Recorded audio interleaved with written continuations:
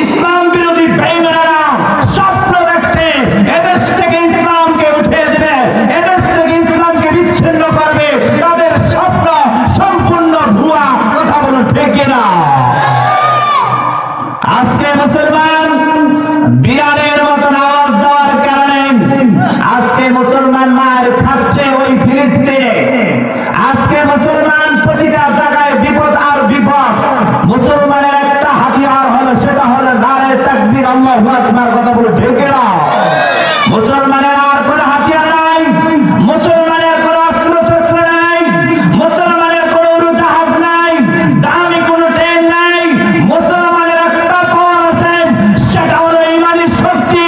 মুসলমান যখন ইমানি শক্তি নিয়ে চাপে পড়ে, এদেশ থেকে বাতিল, এদেশ থেকে ইসলাম বিরোধীরা লেজ গুটিয়ে পালাতে বাধ্য হয়। কথা বলে ঢেকে না।